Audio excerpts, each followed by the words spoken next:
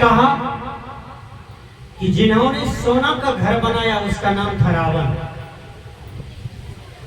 उनका सोना का ही सब कुछ था, लेकिन रावण को जब भगवान राम बाण मारे, रावण जब गिर गए जमीन पर, तो राम भगवान लक्ष्मण को भेजते हैं, जाओ। रावण इतना विद्वान था, इतने बड़े पंडित था कि उनसे जाकर कि तुम अंतिम शिक्षा ले लो लक्ष्मण। लक्ष्मण गए और कहते हैं हे रावण कुछ शिक्षा दे दीजिए। रावण क्या कहते हैं, लक्ष्मण आसमान में सीढ़ी लगाना, आओ बाप के आगे बेटा मर जाता है, आओ आसमान में सीढ़ी लगाना, बाप के आगे बेटा मर जाता है और पानी की नदी बहती है, मैं दूध की नदी बहाता।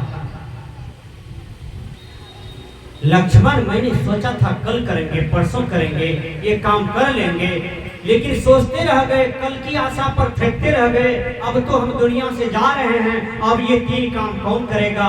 पता नहीं भविष्य में मेरे जैसे साइंटिस्ट कोई होगा कि नहीं होगा, और कर पाएगा कि नहीं कर पाएगा। अभी देखिए जो चंद्रमा पर जाते हैं वो आ नहीं पाते हैं। अभी सुनीता जी आपका गया है, वो देखिए आपका अंतरिक्ष में ही पड़ा हुआ है तकनीकी गड़बड़ी के चलते। लेकिन रावण के पास ऐसा शिक्षा था, ऐसा दीक्षा था कि रावण आसमान में सीढ़ी लगाता। लक्ष्मण को बोले कि अब कोई इस धरती पर मेरे सिवा कोई नहीं जानता है, हवा नहीं आता है मेरे पास।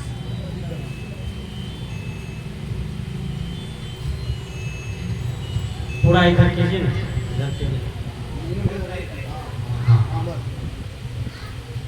तो ये रावण क्या बोले, लेकिन वही रावण जब दुनिया से जाने लगे तो उसके हाथ में एक नकमुन्नी भर भी सोना नहीं था और खाली हाथ चला गया। पूरा दुनिया का चाबी ले लिया बादशाह सिकंदर, पूरा विश्व को जीत लिया था बादशाह सिकंदर। और भारत को जब जीतने आया तो भारत के ऋषि ने उसको लात मारा और कहा कि तुम लिख लो भारत हारा सिकंदर जीता। लिख तो लिया, लेकिन जब पढ़ता था तो हो जाता था भारत जीता सिकंदर हारा। क्या साधु में गुण था, क्या साधु में शक्ति था? वो भी खाली यहां से लौटे और ऋषि ने कह दिया जाओ तू अपना घर, पता नहीं रास्ते में तू मर जाएगा।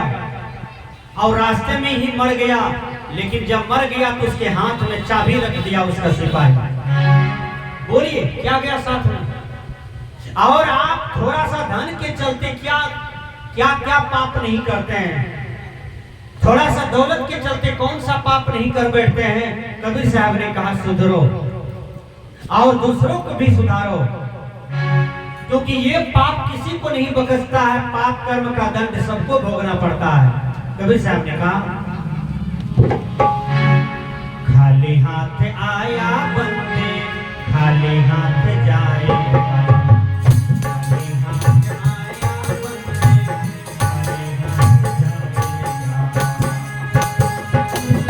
तूने जो कमाया है, तूने जो कमाया है, तूने जो कमाया है, तूने जो कमाया है, तूने जो कमाया है, कोई दूसरा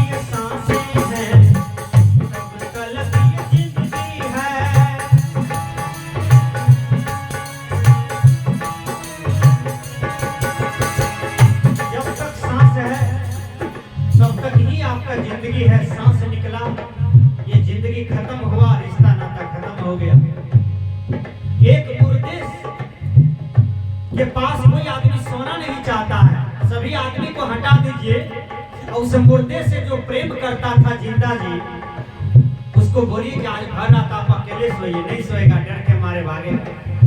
कहाँ कोई इस शरीर से फिर प्यार करता है? शरीर में जब तक आत्मा है तो सब प्यार करता है, आत्मा निकल गया शरीर से कोई प्यार नहीं कर रहा।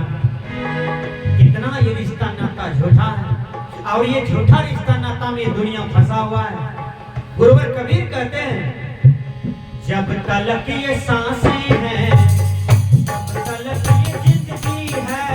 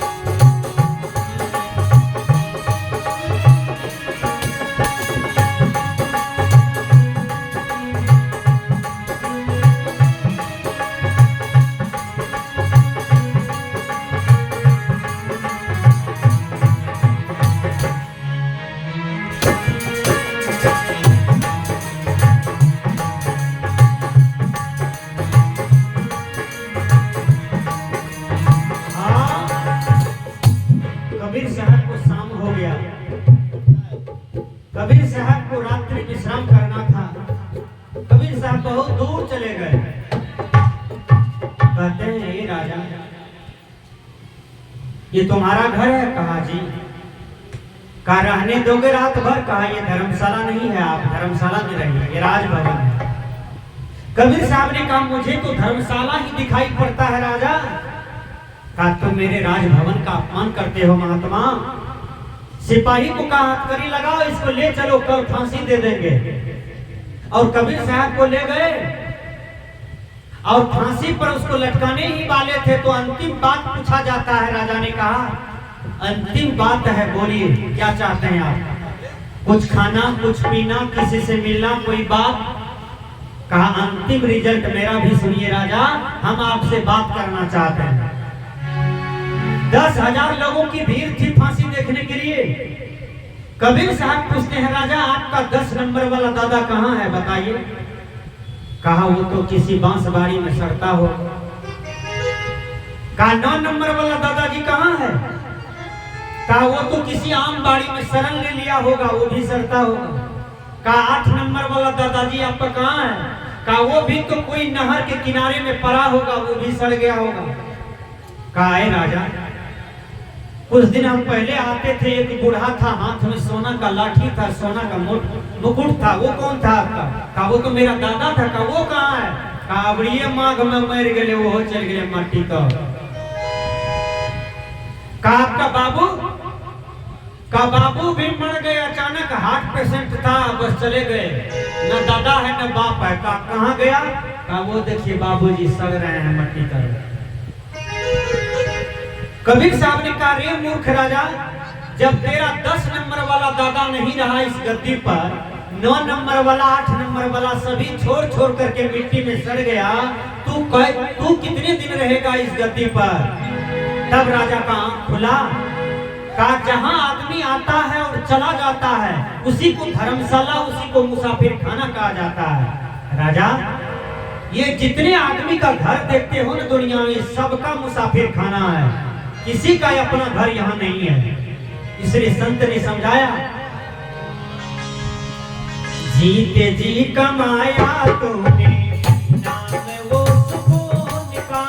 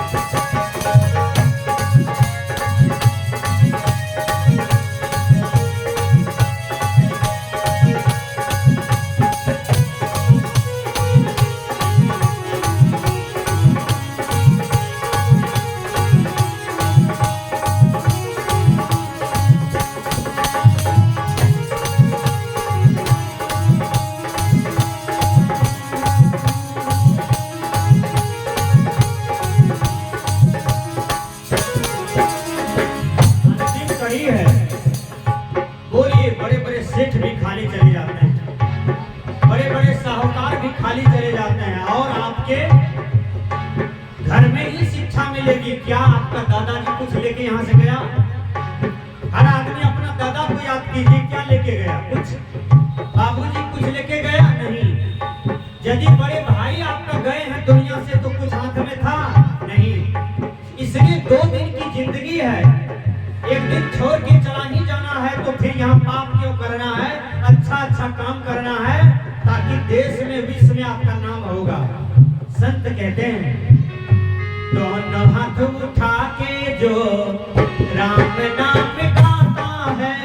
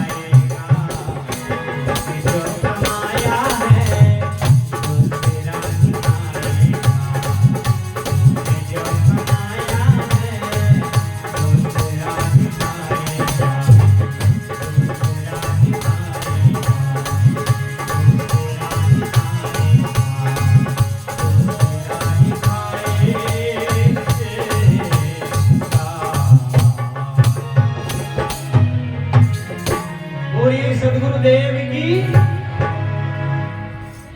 आइए और एक सुंदर धुन में बहुत सुंदर भजन सुनने के लिए आप जा रहे हैं।